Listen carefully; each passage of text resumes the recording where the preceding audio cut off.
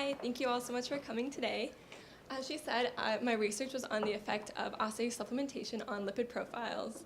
Before I get started, I'd just like to thank everyone that was on the QI board that helped award the grant that helped to fund my research, as well as Dr. Matthew Mitchell, who was an immense help during my entire research process.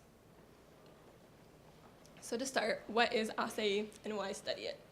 Acai is a berry that's grown in Central and South America that has recently become popular here in the US.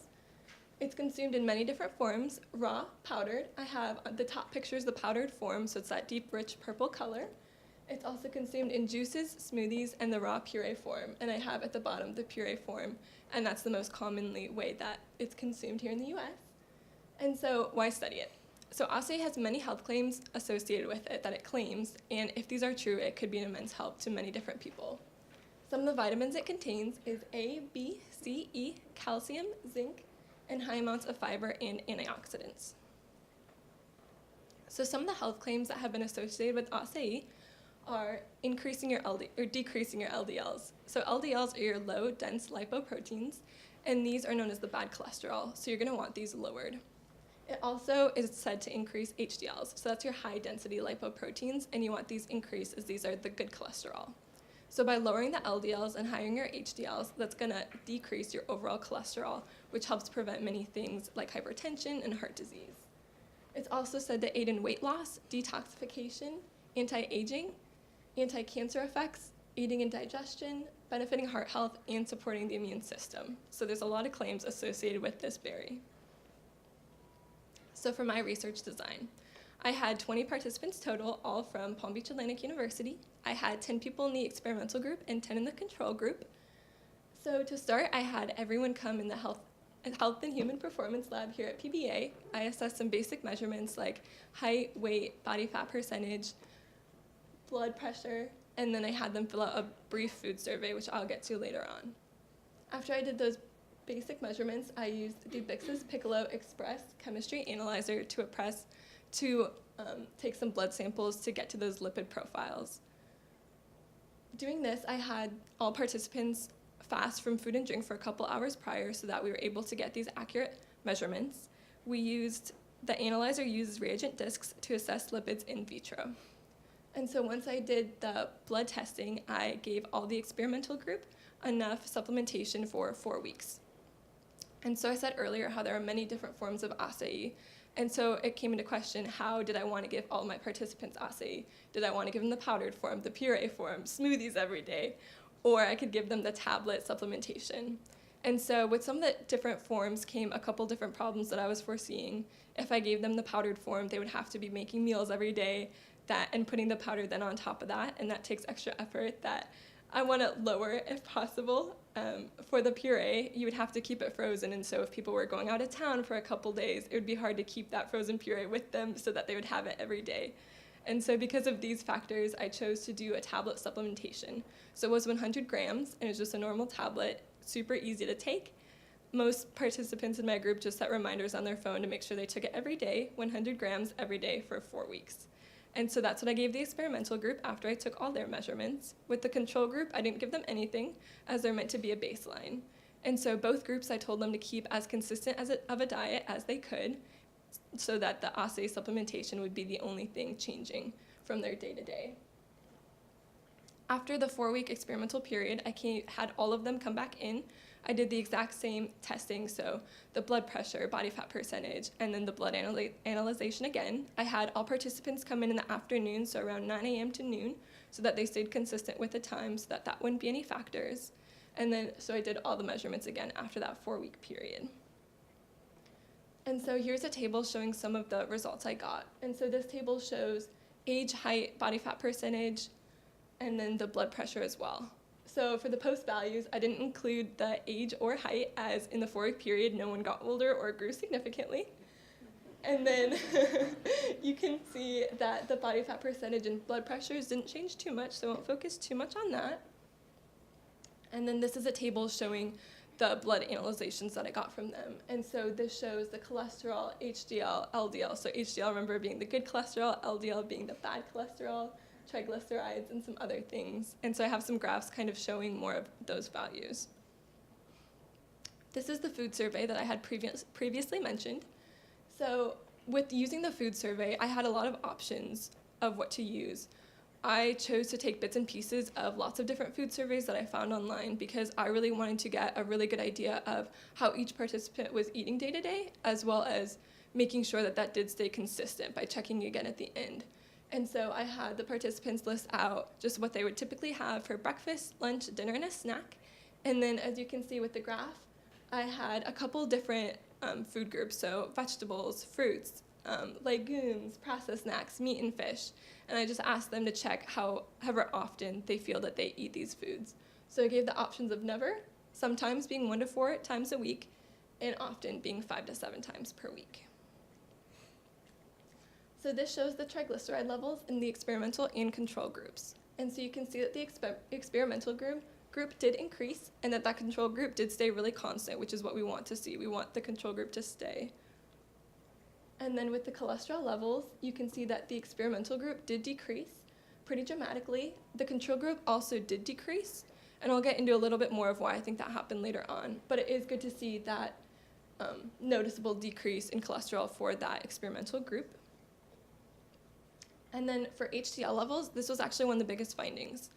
So we ran some data analysis tests. We used a 2-way repeated measure ANOVA test to assess the differences between means and any interactions.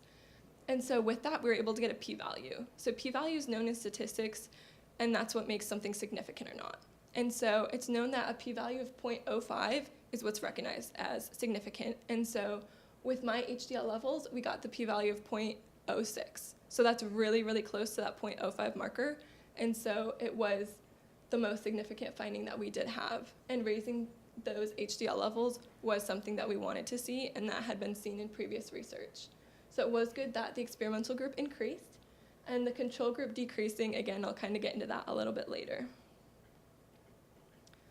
So in conclusion, as I said, the finding regarding HDLs was really good. It confirmed what a lot of other studies had found, and it is good to see that raise in HDL levels. I saw that the overall cholesterol also decreased noticeably, which is also something that we wanted to see, and that had been confirmed through other studies.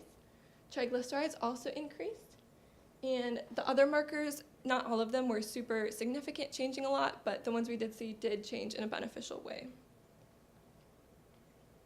Overall, I think this study went really well. As I said, the HDL levels were the most significant finding. There were some unexpected errors, as goes with any research study. Getting the blood sample was a little bit difficult because we had the participants fasting from food and drink prior. So if you drink a lot of water and food prior, it makes getting blood a lot easier. And we were using a finger prick method and using tubes to get that from there into the analyzer. And so this was hard, and I had one participant who fainted with the finger prick, and so I had to get a new participant quickly to fill that position. So there were some difficulties that came with the fasting and getting blood through the finger prick. I usually had to do 1 or 2 fingers, but it was difficult to do. Also, as you saw in some of the graphs, the control group did not stay as consistent as I would have liked to see. I think there are many reasons behind this.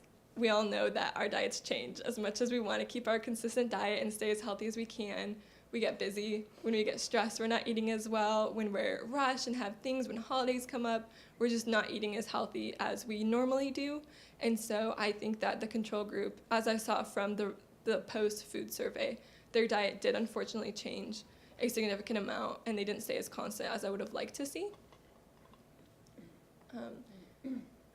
If I were to do this study again, I would love to have it over a longer duration. I was only able to do it over 4 weeks, and I think a longer amount of time does make the findings more significant, and you can see more over time. Things change a lot more as well. I think having more participants would also be a great benefit. Instead of 10 in each group, I would love to have at least 25, maybe even 50 in each group if possible. And with keeping everyone's diet consistent, because that was one of the hardest parts of this study, an idea for the future studies would be to use athletes. Athletes really monitor how much fats they're taking and carbohydrates they're taking and how much sugar. And so I think that would help keep them really consistent and constant. And so I think in the future that using athletes for that control group would really help and eliminate those differences. And then these are my sources. Thank you so much.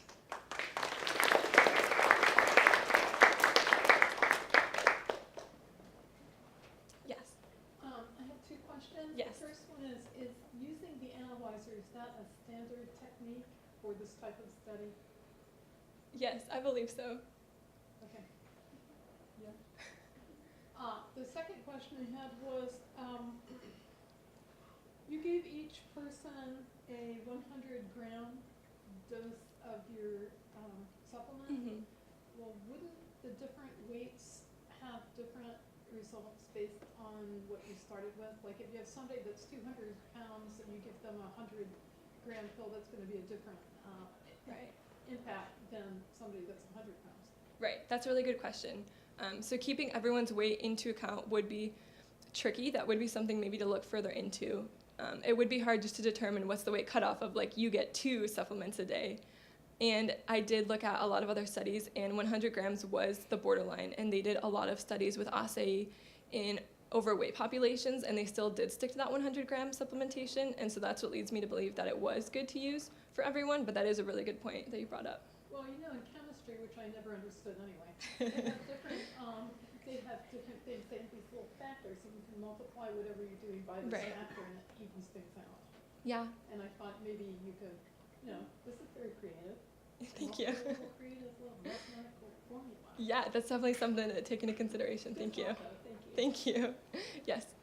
How did you go about choosing the fasting time, and what fasting time did you actually settle on? Because I heard you say a few hours, but I wasn't Right. sure like what that means. Yeah, so with doing the study in the morning, so like 9 a.m. to 11, I had them at least fast for a minimum of 2 hours prior. I don't want anyone passing out or it getting unhealthy. But because it was 9 in the morning, most participants, they woke up and came straight to get the testing. So most of them had been fasting for a significant, so like 10 at least hours. So yeah, good question. Any others? Yeah. Triglyceride, up or down? You mentioned it Right. increased. Yeah, triglycerides did increase. Yeah. Which I know you don't want them to get too high to a level, but they did increase to a level that was still good and healthy. Yeah. It was significant. Yeah, do you want me to go back to it? But yeah, it was noticeable, more noticeable than some of the other ones. Yep. Any others? Okay. Thank you.